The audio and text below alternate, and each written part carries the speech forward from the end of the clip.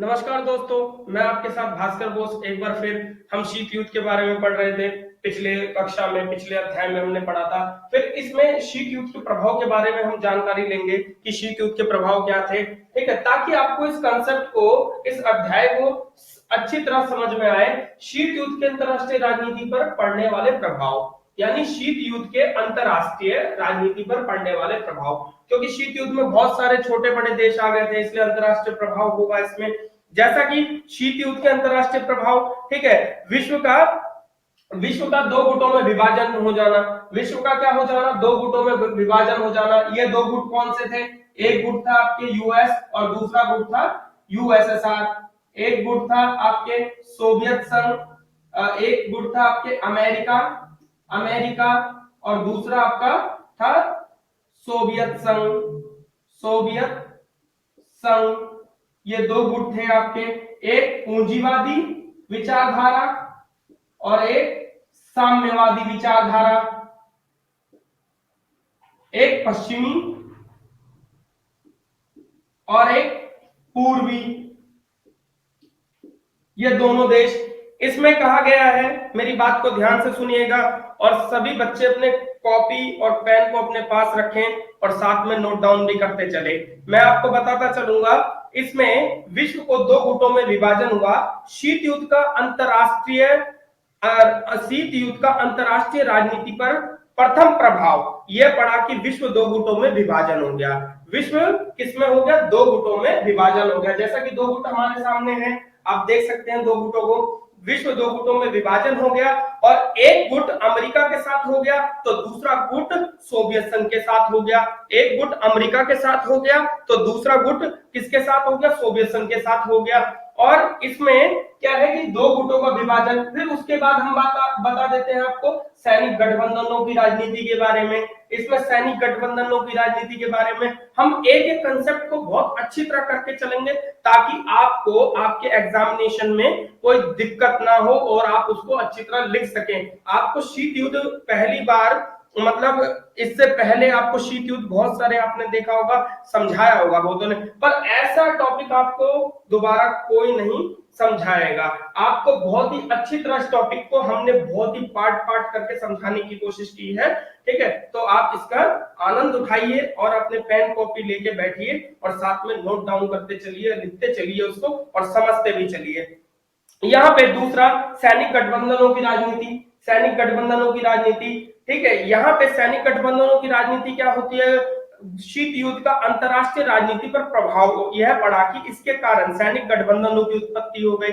यानी किसकी उत्पत्ति हो गई? सैनिक गठबंधनों की उत्पत्ति हुई तथा सैनिक गठबंधनों की शीत युद्ध के एक साधन के रूप में प्रयोग किया गया।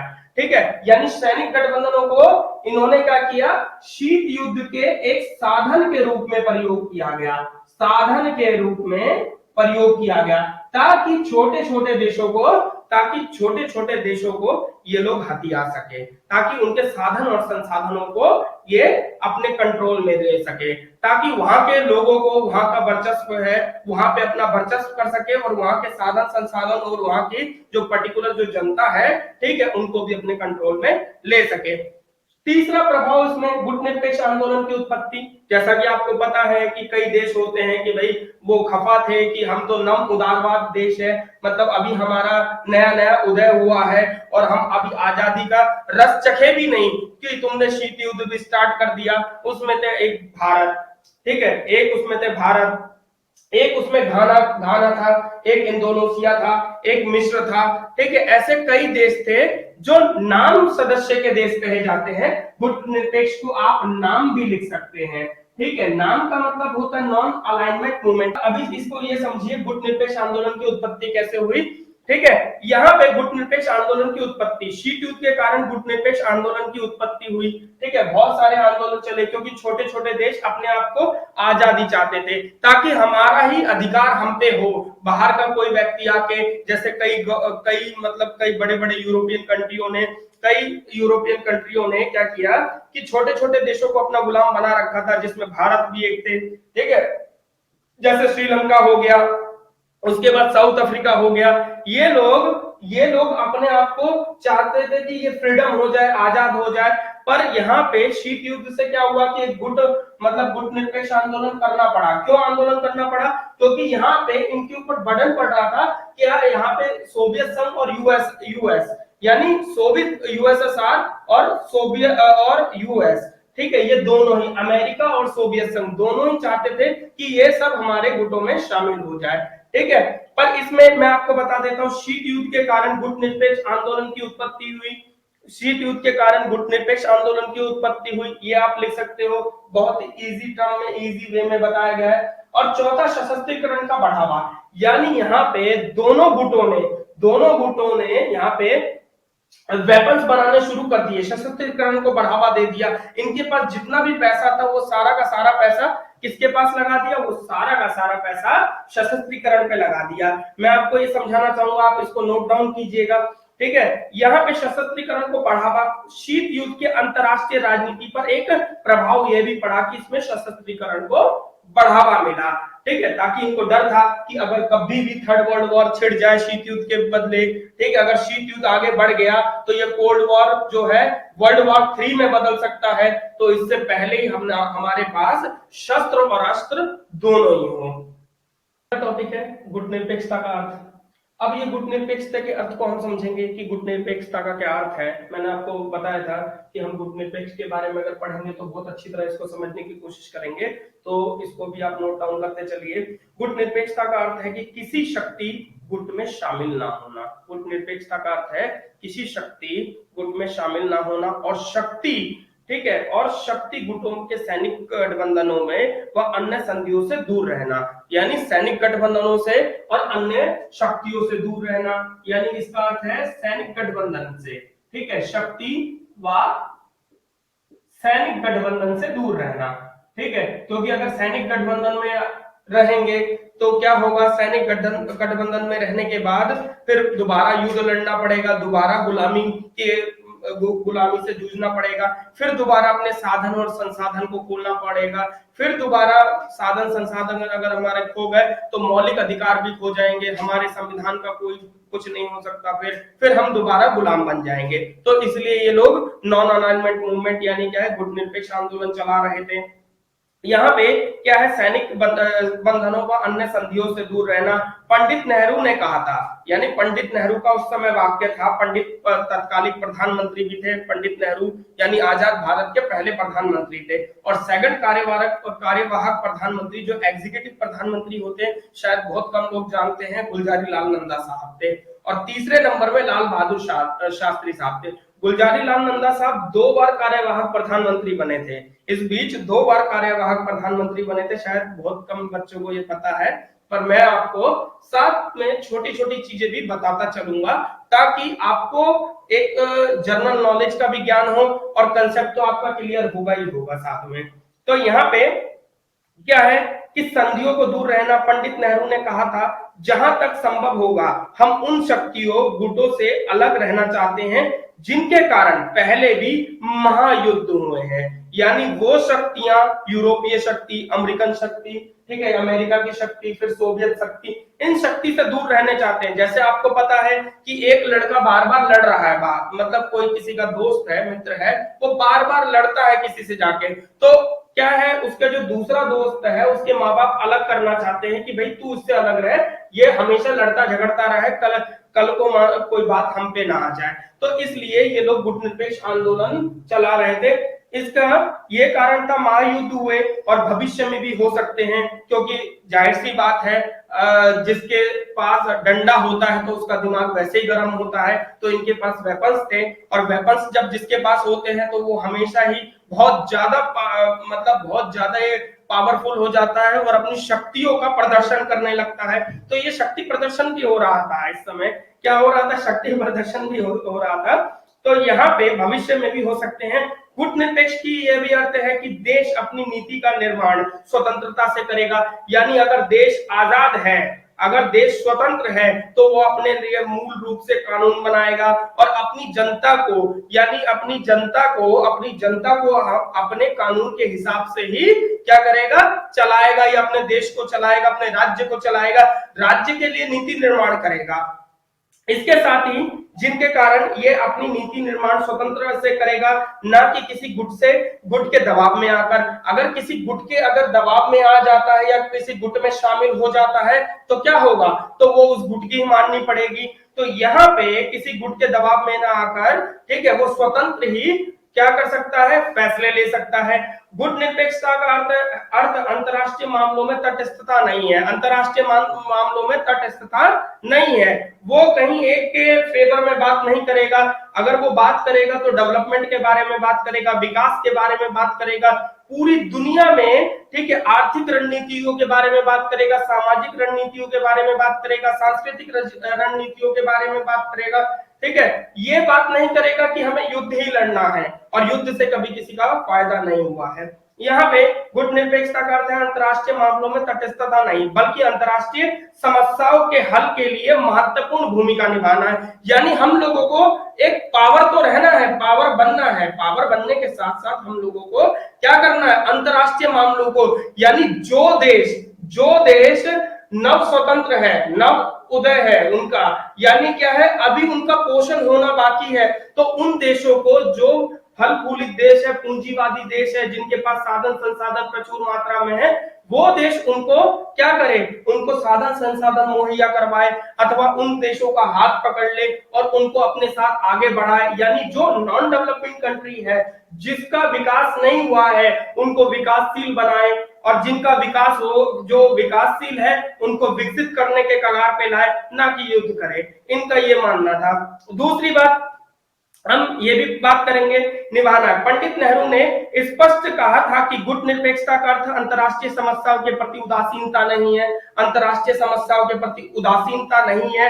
और स्वर्गीय प्रधानमंत्री इंदिरा गांधी के अनुसार गुट निरपेक्षता में ना तो तटस्थता है और ना ही समस्याओं के प्रति उदासीनता है। इनमें सिद्धांतों के आधार पर सक्रिय स्वतंत्र रूप निर्णय करने की भावना निहित है। यानी क्या है, गुट निरपेक्षता का अर्थ ये नहीं है कि उदासीनता है, गुट निरपेक्षता का अर्थ ये है कि हम तटस्थता होके अपने लिए ही विचार परामर्श कर सकते हैं और साथ में अपने लिए सक्रिय होके, यानी एक्टिवेट होके। देखो, हर कोई व्यक्ति दो प्रकार का होता है, ठीक है, हर कोई देश दो प्रकार का, एक डीएक्टिवेट होता है और एक क्या होता है, एक्टिवेट। हम लोग एक्टिवेट होना चाहते थे, यानी हम लोग अब धीरे धीरे एक्टिवेट हो रहे हैं। जो हमारी जो पॉलिसी थी, ठीक है, जब हमें मतलब हमारी जो अर्थव्यवस्था थी, गतिहीन अर्थव्यवस्था, ठीक है, गतिहीन जो अर्थव्यवस्था, शुरू में ठप अर्थव्यवस्था को हमने वाइब्रेंट इकोनॉमी बनाया, यानी क्या है, उसको कंपन या मन, हमने उसको अर्थव्यवस्था बनाया। फिर उसके बाद हम चाहते थे कि अब ये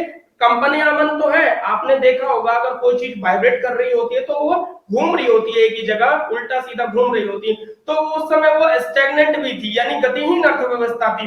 हम अपनी अर्थव्यवस्था को सुधारने के लिए उसको क्या करना चाहते थे, डेवलपिंग बनाना चाहते थे कि भाई थोड़ा थोड़ा तो रहेंगे, थोड़ा थोड़ा तो चले। तो यहाँ पे क्या है कि भावना निहित है, ठीक है। भारत की गुट निरपेक्षता की नीति एक सकारात्मक नीति है और केवल नकारात्मक नहीं। जैसा कि अब हम इसमें दूसरा टॉपिक पढ़ेंगे, गुट निरपेक्षता की नीति अपनाने का कारण। ये पहला टॉपिक आपका हो गया है, गुट निरपेक्षता की नीति अपनाने के कारण। इसके 3 कारण थे अपनाने के: आर्थिक पुनर्निर्माण, स्वतंत्र नीति निर्धारण के लिए, भारत की प्रतिष्ठा बढ़ाने के लिए। पहला आर्थिक पुनर्निर्माण करने के लिए, दूसरा स्वतंत्र नीति निर्धारण करने के लिए, तीसरा भारत की प्रतिष्ठा बढ़ाने के लिए, ठीक है। तो ये तीनों को अब हम आपको समझाने की कोशिश करेंगे, तो ध्यान से सुनना मेरे भाइयों और बहनों, मित्रों साथ में। तो यहाँ पे क्या है कि भारत के गुट निरपेक्षता की नीति अपनाने के कारण, भारत के गुट निरपेक्षता नीति अपनाने के कारण, ठीक है, ये आर्थिक पुनर्निर्माण समझिए। सबसे पहले आर्थिक पुनर्निर्माण का तात्पर्य स्वतंत्रता के पश्चात, यानी जब भारत स्वतंत्र हो गया तो स्वतंत्रता के पश्चात की बात की जाएगी। स्वतंत्रता के पश्चात भारत के सामने सबसे महत्वपूर्ण प्रश्न देश का आर्थिक पुनर्निर्माण था। यानी भारत के सामने क्या था, देश का आर्थिक पुनर्निर्माण था। यानी अब भारत में क्या किया जाएगा, उसका आर्थिक पुनर्निर्माण किया जाएगा, उसको कैसे ग्रोथ किया जाए, कैसे उसको डेवलपमेंट किया जाए, कैसे उसको डेवलपिंग किया जाए। पहले ग्रोथ होगा, फिर डेवलपिंग होगा, फिर डेवलपमेंट हो जाएगा। तो कैसे किया जाए यहाँ पे, तो यहाँ पे सबसे महत्वपूर्ण प्रश्न देश का आर्थिक पुनर्निर्माण था। अतः भारत के लिए किसी गुट का सदस्य ना बनना ही उचित था। यानी भारत के लिए अगर ये किसी गुट में अगर शामिल हो जाएगा तो जाहिर सी बात है इसका माइंड डाइवर्ट होता रहेगा और ये क्या करता रहेगा, ये किसी ना किसी गुट के द्वारा और सामने वाले को प्रतिद्वंदी, अगर देखिए अगर किसी एक का फेवर लेता है तो सामने एक ऑपोजिशन में खड़ा हो जाता है। अगर मान लीजिए यहाँ पे ये यूएस का फेवर ले लेता है तो क्या है, यूएसएसआर का प्रतिद्वंदी बन जाएगा, यानी सोवियत संघ का प्रतिद्वंदी बन जाएगा। अगर ये फेवर लेता है भारत किसका, यूएसएसआर का, तो ये यूएस का प्रतिद्वंदी बन जाएगा। तो भारत को डेवलपमेंट की आकांक्षा थी ना कि भारत में क्या है, डेवलपमेंट होगा, विकास होगा, ठीक है, ग्रोथ होगा, धीरे धीरे होगा। अगर मैं लड़ाई में उलझा रहा तो ग्रोथ कैसे होगा, ग्रोथ नहीं होगा। यहाँ पे दूसरी बात, स्वतंत्रता नीति निर्धारण के लिए यानी भारत अब सोच बैठा था कि दोबारा मैं किसी गुट में अगर शामिल हो गया तो मुझे दोबारा ही गुलाम बनना पड़ेगा। तो यहाँ पे मैं आपको बता देता हूँ, लिखिएगा इसको, भारत की गुट निरपेक्षता की नीति इसलिए भी अपनाई गई ताकि भारत स्वतंत्र नीति का निर्धारण कर सके, और भारत को स्वतंत्रता हजारों देश प्रेमियों के बलिदान से मिला है। यानी भारत अपनी स्वतंत्रता को नहीं खोना चाहता था। वो गांधी जी वाला आपने सुना होगा, दे दी हमें आजादी तूने खड़क बिना ढाल, साबरमती के संत तूने कर दिया कमाल। और यहाँ पे भारत में बहुत लोगों ने अपने बलिदान दिए, बहुत लोगों ने फांसी खाई, बहुत लोगों ने गोली खाई। गोली खाने के बाद क्योंकि हम बार बार गुलाम बनते रहे, जरूरी नहीं कि हमें ब्रिटिशर्सों ने गुलाम बना रखा है, हमारी मानसिकता नहीं हमको गुलाम बना रखा था, ठीक है। कभी भारत में मुगल आ जाते थे तो कभी फ्रांसीसी आ गए, कभी पुर्तगाली आ गए। आपको एक खास बात बता देता हूं, पुर्तगालियों को भी भगाया गया था भारत से, भारतीयों ने पुर्तगालियों को भी भगाया था। 1961 में ऑपरेशन विजय ऑपरेशन चला के वहां पे से पुर्तगालियों को भगा दिया था, ठीक है, गोवा वगैरह से जो भी है पुर्तगालियों को। तो भारत में पुर्तगाली, फ्रांसीसी, डच, स्वीडिश, ब्रिटेन, ठीक है, ये सारे लोगों ने भारत पे बहुत ही जुल्म। यहाँ पे संसाधन और साधन देखिए, लूटा वही देश जाता है जिसके पास बहुत सारा धन हो। भारत के पास धन था। दूसरी बात, लूटा वही देश जाता है जो सौम्य है, जहां पे सब कुछ फल फूलित है, जहां के लोगों के विचार आचार बहुत अच्छे हैं। हम पहले से शांति प्रिय देश थे, इसलिए तो हम पे हर कोई राज करते चलाया जा रहा है। इस समय थोड़ा बहुत हो गए हैं, ठीक है, पर पहले से हम शांति प्रिय रहे हैं, क्योंकि भारत का वासी जो है हमेशा ही सांस्कृतिक रहा है, ठीक है, धार्मिक रहा है और ये आचार और संस्कृतियों से परिपूर्ण रहा है। इसलिए हम पे बार बार कोई ना कोई आके हमें गुलाम बना लेता है या हम पे अधिकार कर लेता है, और हम बड़ी आसानी से भी अपने जो माइंड को लगा देते, चल भाई कोई बात नहीं गुलाम। फिर बाद में पता चलता है कि हम लोगों की आजादी छिन रही है। फिर उसके बाद बहुत लोगों ने बलिदान दिया है, ठीक है, जैसे आपके जो सबसे पहले फांसी पे लटके थे खुदीराम बोस, ठीक है, मात्र 17 साल की उम्र में खुदीराम बोस लटक गए थे, ठीक है। जब खुदीराम बोस की फांसी हो रही थी, छोटी सी मैं आपको बताना चाहूंगा, तो उन्होंने एक गाना गाया बांग्ला भाषा में, ठीक है, एक बार विदाई दे माँ घरे आसी आसी आसी पड़बे फांसी देखबे जगतवासी रे, एक बार विदाई दे माँ घरे आसी। और जिस दिन फांसी हो रही थी तो जेलर ने पूछा कि खुदीराम आखिरी तुम्हारी इच्छा क्या है? तो बोले कि मैं चाहता हूं कि मैं कसरत करूं, सुबह उठ के व्यायाम करूं। बोले ऐसा क्यों? बोले कि माँ भारती के चरणों में जो फूल अर्पण होंगे, जो सुमन अर्पण होंगे, यानी कि मैं अपने प्राणों का जो नौछावर कर रहा हूं, ठीक है, उसमें से दुर्गंध नहीं आना चाहिए, मुरझाए हुए नहीं होना चाहिए। मैं खुशी खुशी फांसी के तख्ते पे लटकना चाहता हूं, ताकि माँ भारती को भी लगे कि मेरा एक सपूत ऐसा है जो कि खुशी खुशी मेरे लिए अपने, भारत ही एक ऐसा देश है जो अपने आप को बलिदान के कगार पे चलाता रहा है, ठीक है, और यहाँ पे कोई डरते नहीं है बलिदान देने के लिए, ठीक है, यहाँ पे हमेशा बलिदान होते हुए आए हैं। तो दूसरा मैं आपको समझाना चाहता हूँ स्वतंत्र नीति का निर्धारण के लिए, यहाँ पे क्या है कि गुट निरपेक्षता की नीति इसलिए अपनाई गई ताकि भारत स्वतंत्र नीति का निर्धारण कर सके। भारत को स्वतंत्रता हजारों देशों के प्रेमियों के बलिदानों के बाद मिली, और किसी एक गुट में सम्मिलित होने का अर्थ है मूल्यवान स्वतंत्रता को खो बैठना, यानी मूल्यवान स्वतंत्रता को खो बैठना। तीसरा मैं आपको समझा रहा हूं यहाँ पे भारत की प्रतिष्ठा बढ़ाने के लिए। भारत की प्रतिष्ठा कैसे बढ़ी जाएगी यहाँ पे? भारत की प्रतिष्ठा, ठीक है, निरपेक्षता की नीति का निर्माण किया गया। यदि भारत स्वतंत्र विदेशी नीति का अनुसरण करते हुए अंतर्राष्ट्रीय समस्याओं का निष्पक्ष रूप से अपना निर्णय देता है, यानी अंतर्राष्ट्रीय समस्याओं का निष्पक्ष रूप से क्या कर सकता है, वो निर्णय देता है। दोनों गुट उसके विचारों का आदर करेंगे, दोनों गुट उसके विचारों का आदर करेंगे। इसलिए तो भारत ने, और मैं आपको एक खास बात बता देता हूं, जब भारत ने नॉन अलाइनमेंट मूवमेंट चलाया था, ये आपको कोई दूसरा टीचर नहीं बताएगा पर मैं आपको बताता हूं, भारत ने जब नॉन अलाइनमेंट मूवमेंट चलाया था तो उस समय इनकी हुंकार सुन के काफी छोटे छोटे देश एक हो गए थे। मध्य एशिया के, पूर्वी एशिया के, पश्चिमी एशिया के, अफ्रीका के बहुत सारे देश एक हो गए थे। और एक होने के बाद ये देख रहे थे कि इस 5 देशों ने शुरुआत कर दी है तो क्यों ना हम दोबारा गुलाम बनने के एवज में हम दोबारा ही युद्ध करने के लिए प्रेरित हो जाए या इनसे। फिर उस समय चेतावनी दे दी थी, शायद ये एनसीईआरटी नहीं लिखता, चेतावनी दे दी थी कि आप युद्ध जो कर रहे हो इससे बहुत क्षति होगी और हम लोग आपका साथ नहीं देंगे, हम लोग आपका साथ नहीं देंगे। अगर दोबारा अगर कोई देश गुलाम बनता है या कोई नव उदय देश जो है गुलाम बन जाता है, उसकी आजादी छीनने की कोशिश की जाती है तो ये बर्दाश्त से बाहर है, बर्दाश्त नहीं किया जाएगा। यहाँ पे जैसा कि आप देख रहे हैं गुट निरपेक्ष आंदोलन की प्रासंगिकता, मैंने आपको बताया था इसको बहुत अच्छी तरह समझाऊंगा, तो मैं आपको इसकी प्रासंगिकता भी बता देता हूं कि गुट निरपेक्ष आंदोलन की प्रासंगिकता क्या थी। देखिए शीत युद्ध समाप्त हो गया था, ठीक है, शीत युद्ध समाप्ति के पश्चात गुट निरपेक्ष आंदोलन की कुछ प्रासंगिकताएं थी। गुट निरपेक्ष आंदोलन विकासशील देशों के सम्मान एवं प्रतिष्ठा को बनाए रखने के लिए आवश्यक है।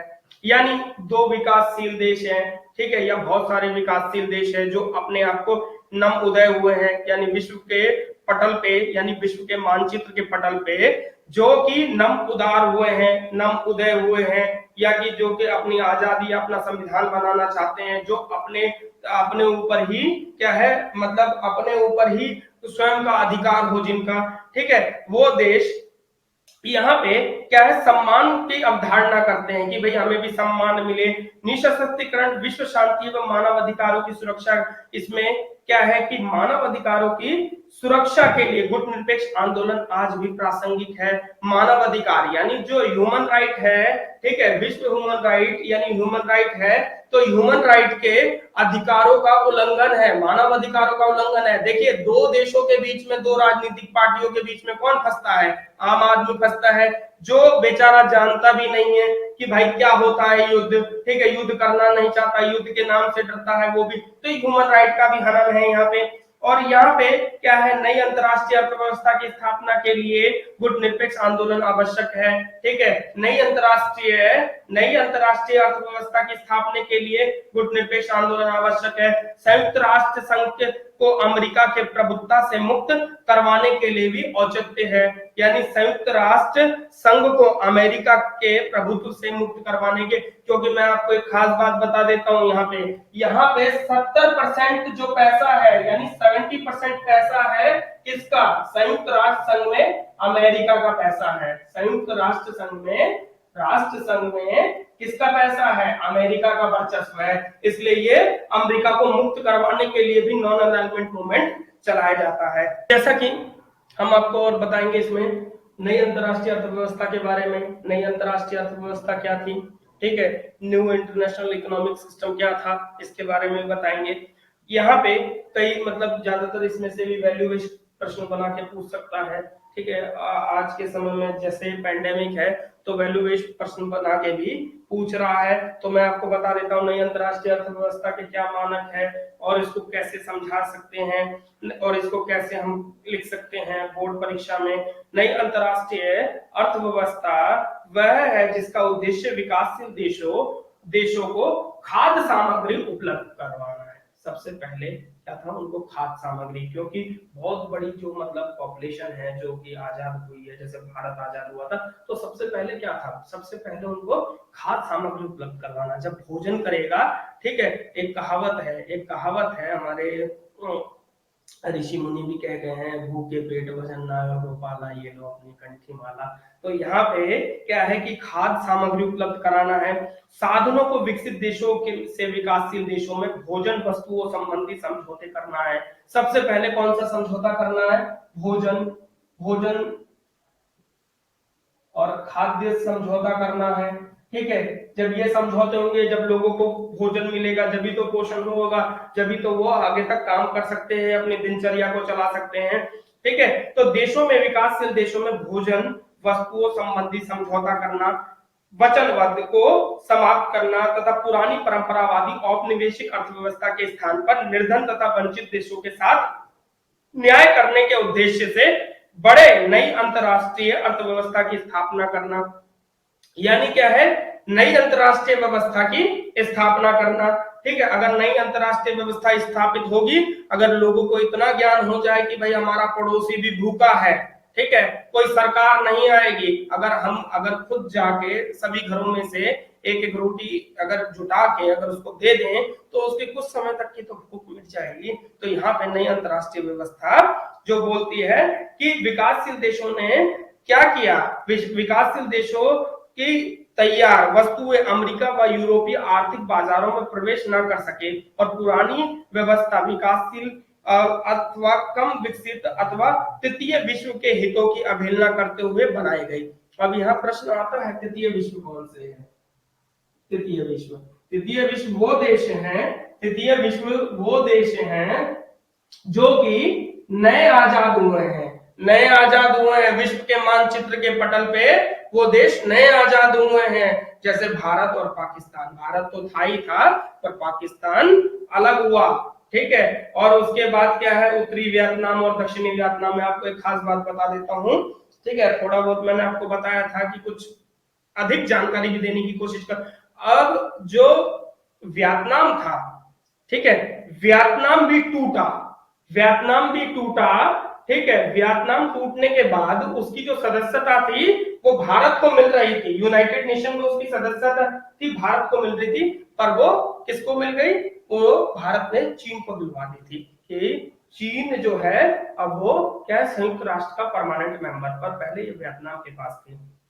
यहाँ पे आते हैं, ठीक है, व्यवस्था विकासशील अथवा विकसित अथवा तृतीय विश्व के हितों की अवहेलना करते हुए बनाई गई, जिनका उद्देश्य विकसित राष्ट्रों के हित व उनकी आवश्यकताओं की रक्षा करना है, जबकि विकासशील देशों का उद्देश्य यह है कि नई अंतरराष्ट्रीय अर्थव्यवस्था, यानी कौन सी, ये वाली अर्थव्यवस्था, नई अंतरराष्ट्रीय अर्थव्यवस्था, नई अंतरराष्ट्रीय अर्थव्यवस्था के तहत विकसित राष्ट्रों के लिए एक आचार संहिता यानी कोड ऑफ कंडक्ट, क्या, आचार संहिता, यानी कुछ चीजें रूल रेगुलेटिंग होगी, कुछ चीजों पे कोड ऑफ कंडक्ट लगेगा। दोनों चीज अलग अलग है, अगर इसको बाद में आपको समझाएंगे।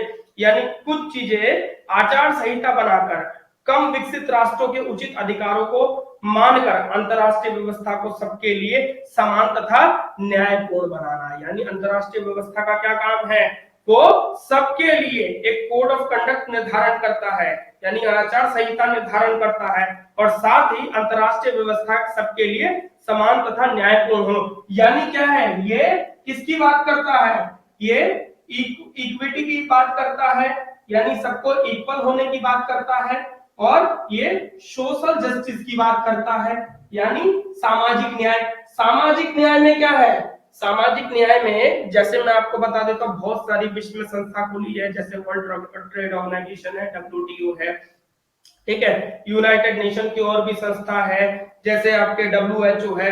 यानी आज जिस हिसाब से ये कोरोना का पेंडेमिक सिचुएशन चल रहा है, तो WHO क्या कर रहा है, छोटे छोटे राष्ट्रों को भी, बड़े बड़े राष्ट्रों को भी, ठीक है, सबको क्या है कि वैक्सीनेशन मुहैया करा रहा है, कि वहां पे अमीर से अमीर आदमी, गरीब से, वो बोल रहा है कि जो विकासशील देश है वो भी वैक्सीन तैयार करें, हम उनको मदद करेंगे।